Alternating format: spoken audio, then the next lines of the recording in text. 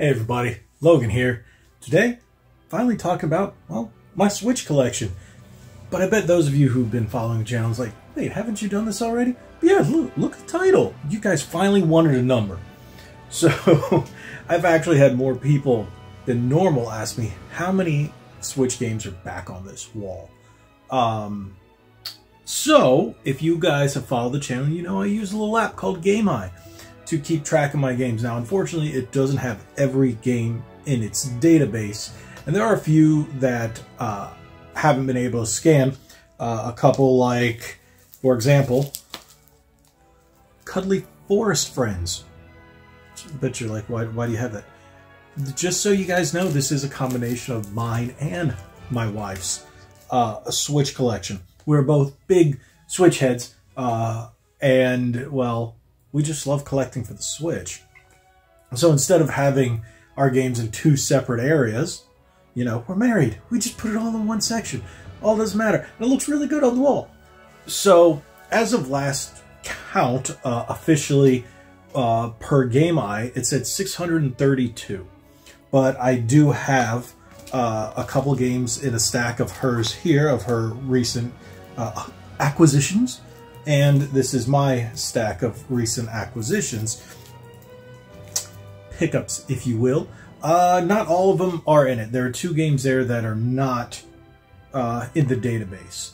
So, but according to that count, it's 632. If I'm not mistaken, there's maybe about 4 or 5 games that I know up here that still don't scan. So we're saying about 635 altogether. So I've got collector's editions, regular editions, retail releases, limited runs, imports, Japanese, Asian English, UK games. I've got all kinds of stuff. There are many people who said, there aren't even that many Switch games available. This is just physical. We're not talking about digital releases. I have plenty of games that are digital only.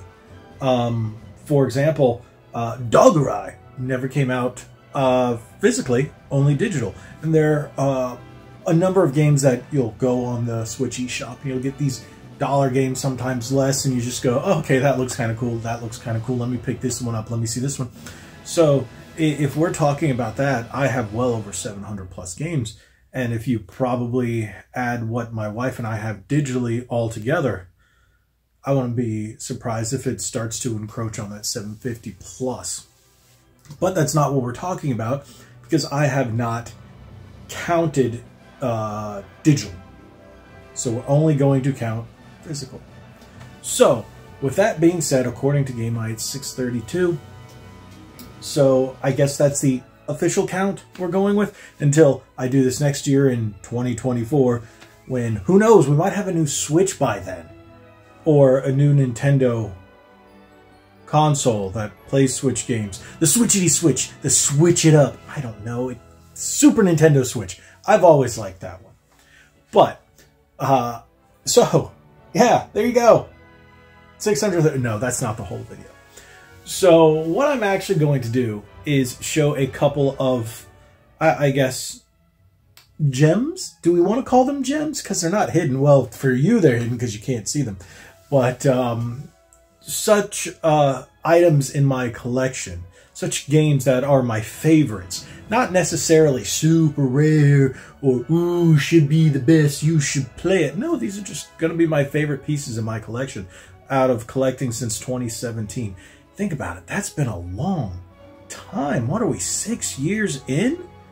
Woo, that's a long time. That's a long time. Wow. So, with that being said, I'm going to show you a couple of my faves, my pieces that I enjoy that are my favorite. I can't think of anything else to call them but my favorites. Oh, shut up. Let's hit the intro and then let me show you those titles. Welcome to Red Bandana Gaming, the channel where Logan will show you everything from gameplay to gear. Their crew is here to take you on a journey through every atmosphere. Releases to news, you don't have to choose. Red Bandana Gaming is here for you. Okay, so I've got a stack that I've accumulated or curated. There's the word I was looking for. From the wall here. And a couple of them, let's say 4 of them are special editions and 3 are just regular games. One is fairly new, and we're going to start off with that. And that is Metroid Prime Remastered. It's a new addition to the collection, and that's mainly just because, was it really hard to get? Not super hard. Is there a lot of crap going on around it? Yeah, it's just because nonsense and scalpers. But to see this, an official GameCube remaster, like a really good first-party Nintendo one, finally come to the Switch, it made me really hopeful for the future. So it's mainly about what this represents instead of the game that it is, because back in the day I only played like half, maybe, on the GameCube because I didn't really like the controls. But now that they fixed it, as you can see, it's still not open, but now that they fixed the controls, or I should say fixed and updated them to make them more dual stick friendly, yeah, I'm definitely going to be playing through this, but I'm still finishing Hogwarts Legacy. And that's going to be one of those games I really want to see how it performs on the Switch when it comes out. Next is, this is an import. This is Asian English. It's Ninja Saviors. Return of the Warriors. If I'm not mistaken over here, it's Ninja Warriors? Ninja something? I can't remember what it's called here in the States, but it was a re-release, a remaster, if you will, of a Super Nintendo title. And I just love these type of beat-em-ups. I love this game. And I'm trying to remember. It's like brain farting. I made sure I made all these mental notes. Mental notes. You should probably write things down before you film. But I made mental notes and everything. Now it's just brain farted on me. So next time I'll write it down. But this is an awesome beat-em-up from the Super Nintendo era, re-released on the Switch. I got this from PlayAsia because I didn't know if we were going to get a physical copy here in the States. And to be honest, I don't know if it ever did come out. If you guys have got a physical copy US of this, drop it in the comments below. Let me know. Next one is because it has one of my favorite games of all time. Yeah, a little dramatic, right? And that's Final Fantasy VII and Final Fantasy VIII Remastered. Believe it or not, it's not 7, it's 8. Final Fantasy VIII, one of my favorite games of all time. Of all time. Okay, but I bet you're like, why? Because it is. Because it's a great game. It's a great Final Fantasy. It came after Final Fantasy VII. They took what made it great and made it even better. And some might say 9 is better, but I think 8 is my favorite. I have a tattoo of Final Fantasy. I have the lion heart. But, well, you can't see it. But what Squall wears around his neck, I have it tattooed on my leg. Yes. Yes. So, to have this physically, yes, it is a dual pack. I think this was a Japanese-English release. I'm not 100% sure. It might be an Asian English, but it doesn't have, as you can see, there's no ESRB or anything on it. This is one of my favorites in my collection, just because it's physical Final Fantasy VII and 8. Mainly because of 8. I do have them digitally as well, but once I was able to get my hands on that, I had to. Now, the next one is a collector's edition that wasn't, yeah, it was hard to get, but I thought it would shoot up in value, and it was mainly one of those things because I wanted the amiibo that came with it, and that is Monster Hunter Rise. Yeah, I'm sorry, the reflection of my light back there is kind of killing the box, but it is the collector's edition of Monster Hunter Rise. It does come with the amiibo, the Magnamalo amiibo. So they did release that individually once. I'm not sure if it was painted different or whatnot, but if you weren't able to get the collector's edition, you could buy this or the deluxe edition game, which comes in here, and the amiibo separately, but keeping the sealed, which I did first. I had the collector's edition. Sorry, the deluxe edition, and then I was able to acquire this one, which was bought for me, but I did have to reimburse him. A friend who worked at GameStop at the time. It was when I just moved up here, and I was still living in South Florida, and she actually shipped it to me. and I was really grateful, and I sent her the money, and I said thank you so very much. So yes, that is now in my collection. It's usually up on my shelf up there. You can't always see it in all my videos, but you can definitely see it in the game room tour, which will be coming. Stay tuned. Hit that subscribe button. Make sure you do that, because if you want to see the whole room and all the updates compared to 2022, a lot of things have changed. A lot of things have changed.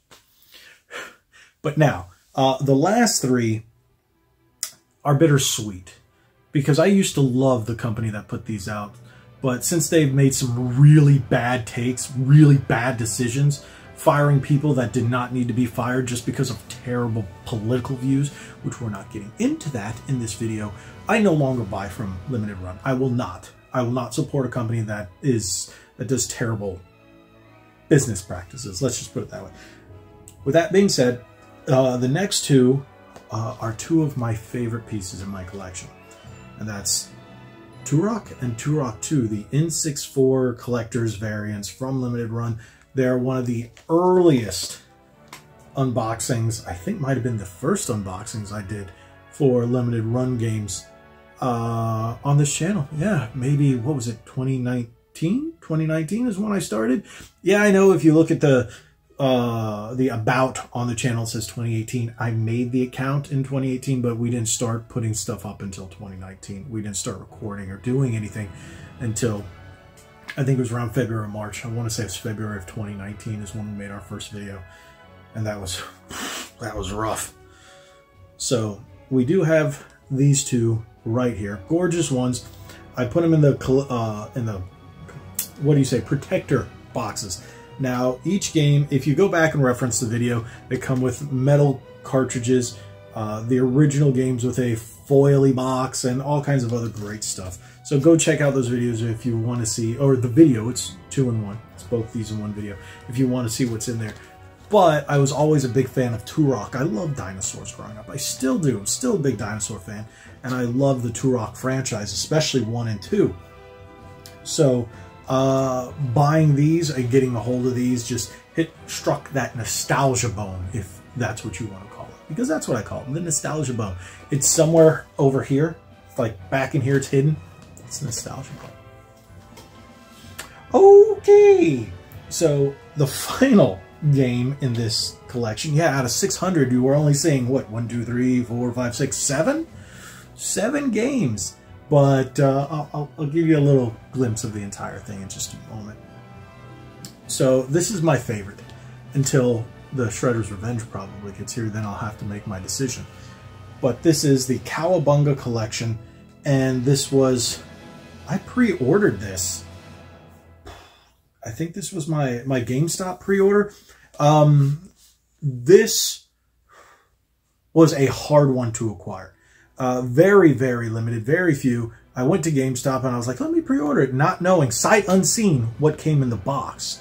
So it comes with, I did the video. I did the video. You can check out the Turtle Tuesday. It's a whole unboxing.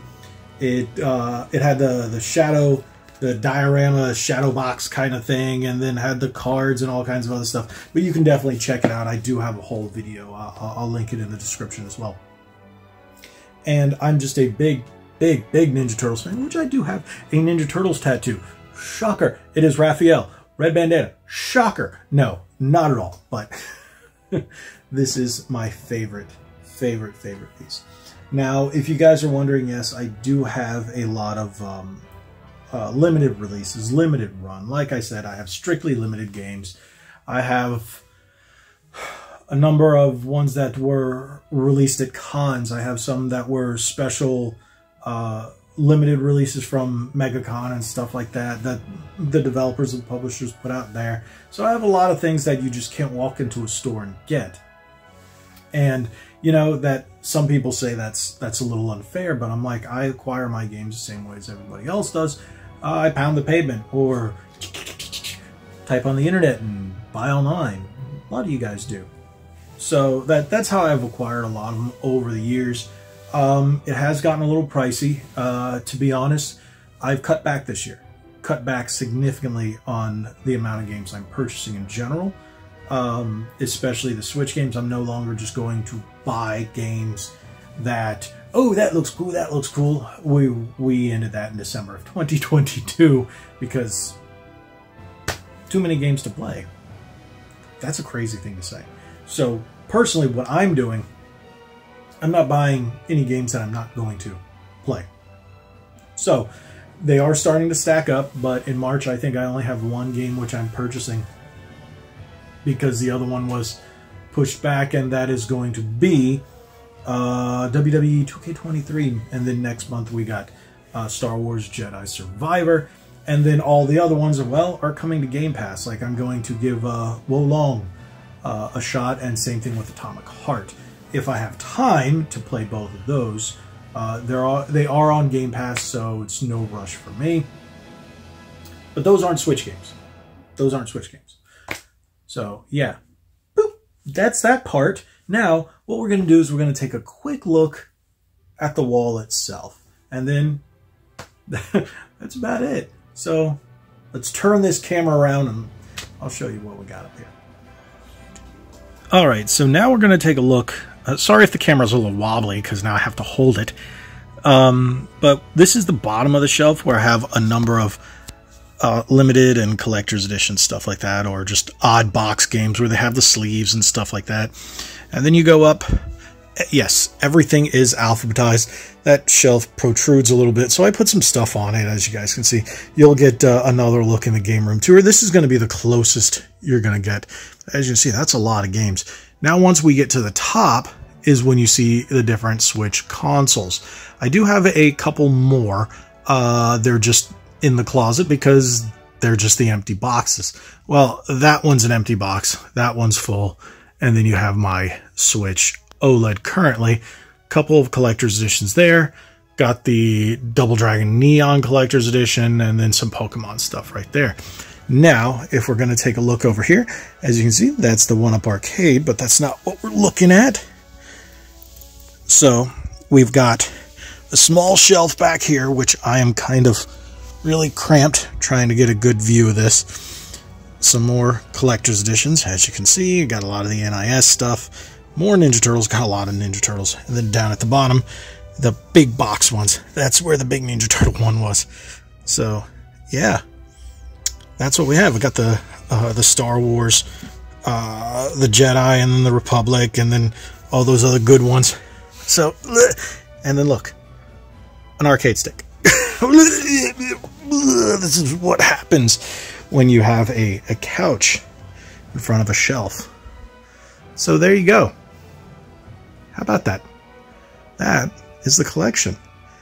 That is the Switch wall. 632 supposed games.